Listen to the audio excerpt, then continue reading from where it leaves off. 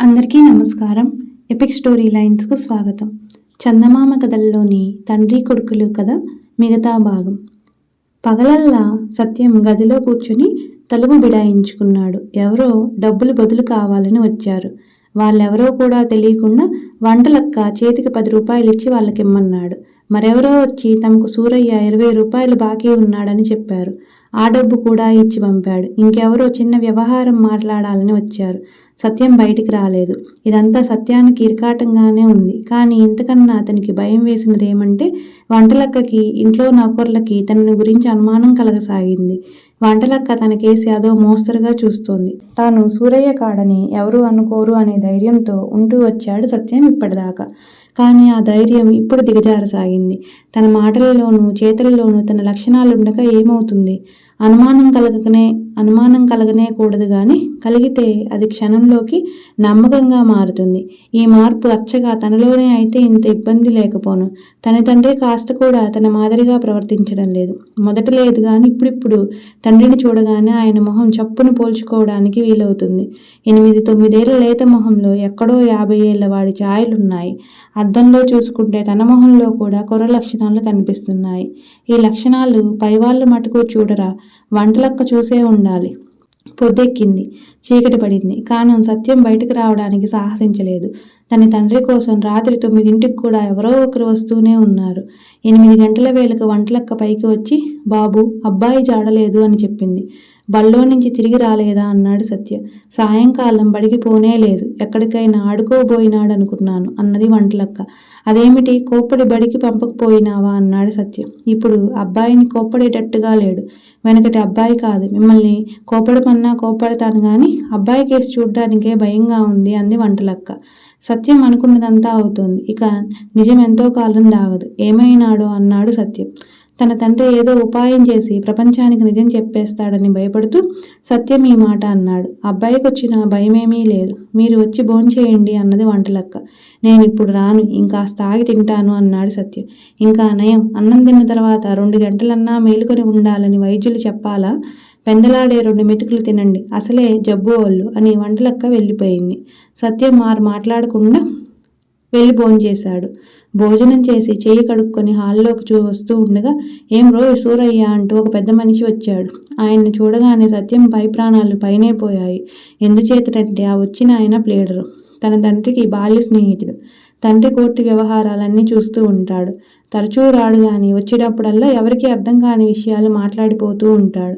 తన తండ్రి ఏ పని ఉన్నా మానుకొని ఈయనతో మాట్లాడతాడు. పరందామయ్య గారు స్వతంత్రంగా సత్యం వెంట పైకి వచ్చాడు. కుర్చీలో కూర్చొని ఏమిటేమిటో మాట్లాడాడు. అంతా కోర్టు వ్యవహారమే. సత్యానికి ఒకటే అర్థమైంది. రేపు కోర్టు వాయిదా. సూరయ్య సాక్ష్యం అతి ముఖ్యమైన సాక్ష్యం.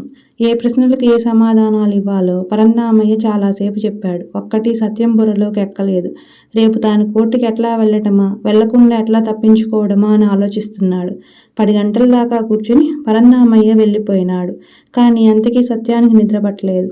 తన తండ్రి ఏమైనట్టు, రేపు తన సంగతి ఏమయ్యేటట్టు, ఇదే అతని ఆలోచన.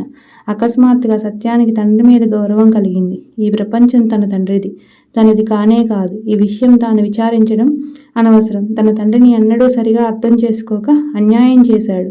తండ్రి తనకి ఏమపకారం చేశాడు? చదువుకోమన్నాడు, భయభక్తులతో ఉండమన్నాడు. తన తండ్రి భయభక్తులతో చదువుకోబట్టే కదా తాను చేయలేని వ్యవహారాలన్నీ చేస్తున్నాడు. భగవంతుడి దయ వల్ల తను మళ్ళీ చిన్నవాడైతే ఎన్నటికీ తన జీవితం గురించి విచారించననుకున్నాడు సత్యం.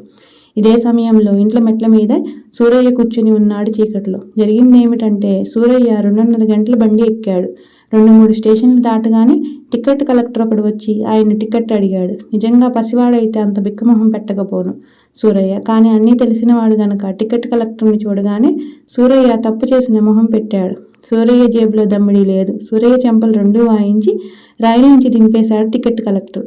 చేసేది లేక సూరయ్య కాళ్ళీడ్చుకుంటూ 16 మైళ్ళు దూరము నడిచి తిండికి మాడుతూ దుమ్ము కొట్టుకొని రాత్రి 11ంటికి ఇల్లు చేరుకున్నాడు. తలుపు తట్టి పిలిస్తే అందరూ తలో ప్రశ్న అడుగుతారు.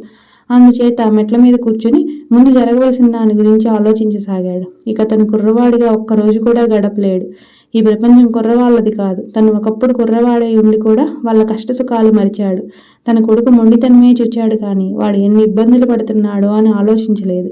వాడిని ఆపేక్షగా పలకరించి ఎంతకాలమైంది. కన్నతండ్రి ఎవడైనా ఇట్లా చేస్తాడా?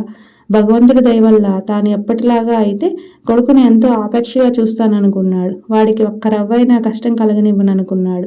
ఇదంతా చూస్తున్న లక్ష్మీదేవి అమ్మవారు సత్యనారాయణ స్వామి వారితో, పాపం వాళ్ళిద్దరి కోరికలు చెల్లించండి అన్నది. సరే అని అన్నారు స్వామివారు. మెట్ల మీద కూర్చున్న సత్యం ముసలివాడైపోయినాడు. గదిలో మంచం మీద పడుకున్న సూరయ్య కుర్రవాడైపోయినాడు. ఇక వాళ్ళిద్దరూ సుఖంగా ఉంటారు అన్నది అమ్మవారు. ఏం జరుగుతుందో ఇప్పుడే చూద్దు గాని అన్నారు స్వామివారు. సూరయ్య మెట్ల మీద లేచి నిలబడ్డాడు. చాలా ఎత్తు లేచినట్టు ఆయనకు అనుమానం తట్టింది. కానీ తన స్వరూపం మారినట్టు ఇంకా ఆయనకు తెలియదు. తలుపు గట్టిగా తట్టితే ఇంటిళ్ళ పాదీలేస్తారు, అనేక ప్రశ్నలు వేస్తారు. ఒకరికైతే ఏదో ఒకటి చెప్పవచ్చు. అందుకని సూరయ్య మెల్లిగా తలుపు తట్టాడు. వంటలక్క వచ్చి తలుపు తీసింది. సూర్యుని చూసి ఆశ్చర్యపోతూ, మీరు బయటికి ఎప్పుడు వెళ్ళారు బాబుగారు? గదిలో పడుకుంటే తలుపు ఎవరు వేశారు అని అడిగింది. కానీ సూరయ్యకు వంటలక్క ప్రశ్నలేవీ వినిపించడం లేదు. ఇంతకాలానికి కాను వంటలక్క తనని ఎప్పటి మాదిరిగా బాబుగారు అని పలకరించింది. మొహం తడుముకున్నాడు. మీసాలు కళ్ళజోడు తగిలాయి. నెత్తి బట్టతల. సంతోషం పట్టలేక సూరయ్య కళ్ళ వెంట నీళ్లు ప్రవాహంగా కారింది. ఏదో అనబోయాడు, కానీ మాట రాలేదు. వంటలక్క గొంతు విని సత్యం మెట్లు దిగి వచ్చాడు. తన తండ్రిని చూసి నిర్ఘాంతపోయాడు. తన చేతులకేసి చూసుకున్నాడు. సత్యాన్ని చూడగానే సూరయ్యకు బొగ్గున మండిపోయింది. ఈ వెధవే కదా తనకి ఇన్ని కష్టాలు కలిగించాడు అనుకున్నాడు. తనను బడికి పంపించాడు. పంతులు చేత కొట్టించాడు. గోడ కుర్చీ వేయించాడు. తన శరీరం దొంగిలించాడు. తన పడక గది కాచేసి తన తాళపు చెవులు, డబ్బు అన్నీ లాక్కున్నాడు. వెధవ, నీ ఆట ఇప్పటికి కట్టిందా అని సూరయ్య రంకె పెట్టాడు. సత్యానికి కూడా తండ్రిని చూస్తే మండిపోయింది. తన తండ్రే తనకు ఆ ముసలి శరీరం అంటగట్టాడు. ఇంత తినడానికి లేదు, పరిగెత్తడానికి లేదు, చెట్లెక్కడానికి లేదు. ముసలితనంలో తన శరీరం లాక్కొని కుర్రాడల్లే తిరిగాడు. ఇప్పుడు తన మీద కోప్పడుతున్నాడు. నా ఆటే కాదు, నీ ఆట కట్టింది అన్నాడు సత్యం పట్టలేని ఆగ్రహంతో. చూశావా, వాళ్ళ లోపాలను వాళ్ళే సవరించుకోవాలి. మనం ఏమీ చేయలేం. మనం ఇచ్చిన 2 వరాలు మర్చి వీళ్ళు మళ్ళీ ఎప్పటిలాగే ఉన్నారు అన్నారు సత్యనారాయణ స్వామి వారు లక్ష్మీదేవి అమ్మవారితో. ఈ కథ ఇంకా అయిపోయింది.